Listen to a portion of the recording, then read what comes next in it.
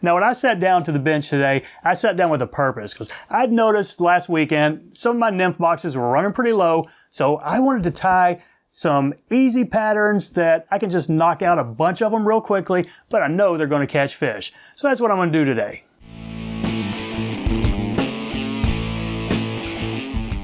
Hello everybody, welcome to Savage Flies. I'm Matt, thanks for stopping by. So if I'm going to sit down to tie a bunch of easy patterns that I know are going to catch fish, one of the first places I'll go is Dave Hughes. And this Dave Hughes Wet Fly, second edition, published in 2015. If you don't have this book, check it out. Not only is it a pretty good fly tying book, it's really a great book for how do you fish wet flies. So I was flipping through his chapter on all fur wet flies. And if you recall, an all fur wet fly, some folks will call that a flimp. It's basically, is it a nymph or is it a wet fly? Or who cares? It can be fished as either way. But he's got one in here called the Pine Squirrel All Fur Wet Fly. And it really is a simple pattern. It only uses two materials like a lot of the all fur flies. I'm using my DIY squirrel dubbing mix right here, and then some zonker strips. So it's just some squirrel fur. If you've got a full pelt, yeah, by all means, use that. So this pattern, again, real simple pattern. You can knock them out in 5 or 6 minutes. In an hour of tying, you can put 10 or 12 of them in your box.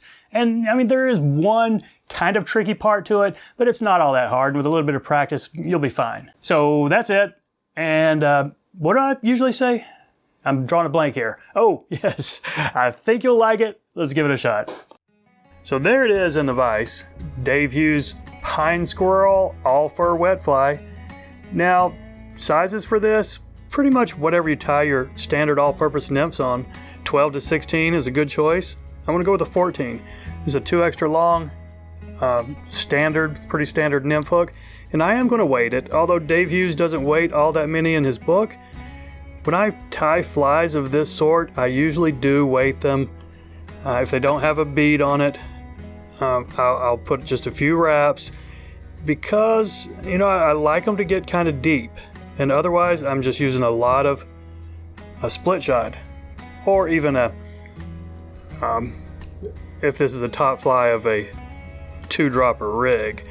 Now that one we just did was all natural. I'm going to go mix it up a little bit right here and tie it with an olive. So I put about, half the shank full of 015 weight. And this is an olive 70 denier. I'll dam it in front and then the back, and then take my thread back almost to the start of the bend.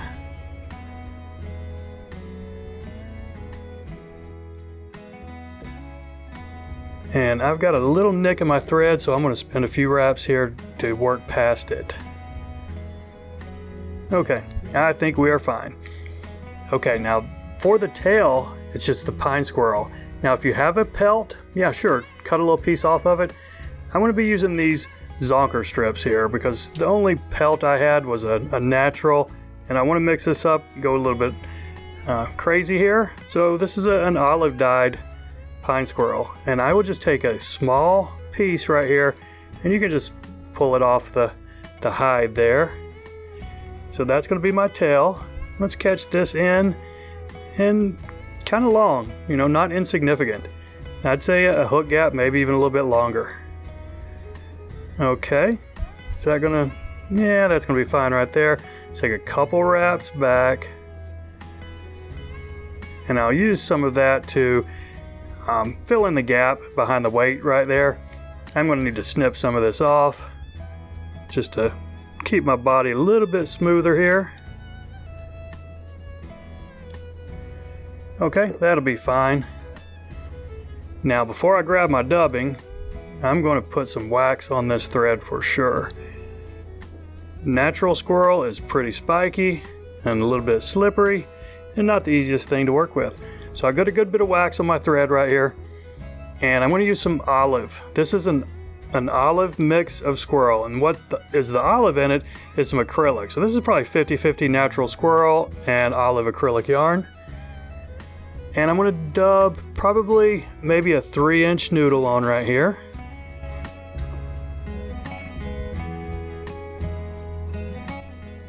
And I'm not putting it real tight because I want it to be a little bit spiky.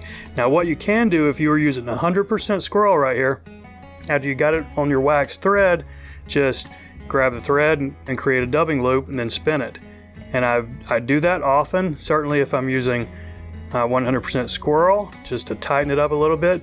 But this will dub on pretty easily because it's got that acrylic mix in it. So that's my olive body, which again is about half natural Squirrel and half acrylic yarn.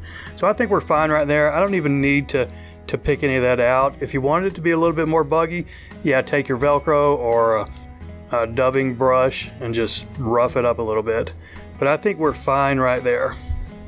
Okay, so this next part is really the only tricky part of the fly. I'll pull about, twice as much thread out as I need, enough to make my dubbing loop. Get a good bit of wax on it right there. And I'm going to take this, this dubbing, or not dubbing, it's kind of like a hackle. It's this squirrel fur right here. And with my material hand, I'm going to grab about 1 inch of it. And then I will just cut it off right here, close to the hide. And while I've still got it in my material hand, I'm going to have to use another finger to create my dubbing loop. Okay, so now I've got my dubbing loop here with my middle finger. And I'll switch it over and I'm just going to lay this in here right on that waxed thread gently, and then I will use my dubbing spinner. The two pieces of thread are pretty far apart right now, but as soon as I take it out of my fingers right here, they will close up. And this is why I say this is the tricky part. You just have to be a little bit careful as you let them close up. Okay, so I think that right there is going to work. It's hard to see, it's kind of out of focus, but I've got it almost to the halfway point, but I don't necessarily want it exactly to the halfway point because I want the butt ends just to be a little bit shorter. So I will, snip these right here if I need to before I spin it. Okay, so now I think I'm about ready to spin it. Now, if anybody out there knows a better way to do this, please leave us a comment. I'd love to hear it. But I'll pull my thread out of the way, and now I'm just going to spin this thread right here. And now I've got kind of my, a little dubbing brush right here. And I will put it in my hackle pliers. I use the spring-loaded hackle pliers for these. So I'll just grab those 2 pieces of thread, and now I will wrap it around. And it's going to take me a few wraps before I'm putting any on, but that's fine. It's just, giving me a few extra thread wraps up here on the head, and it's not a big deal. We're going to put a pretty big head on it anyway. Okay, now as soon as you start laying some of this hair, pull it back just like you would a hackle, just like if this was a feather. And how many wraps you want to put is totally up to you. Just depends on how bushy you want this guy. I'm going to go at least 4 wraps. I need to go a little bit farther back as well. Okay, so now we're starting to get some fur on here. Let's go 1 more. I think we'll be able to get away with it. So let's catch this off right here.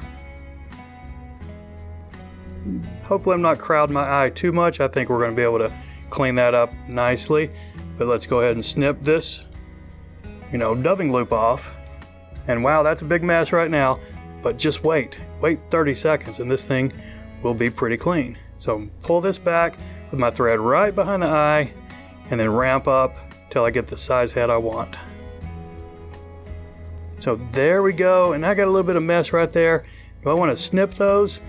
Yeah, probably, because it's just going to make my head ugly when I put the head cement on it.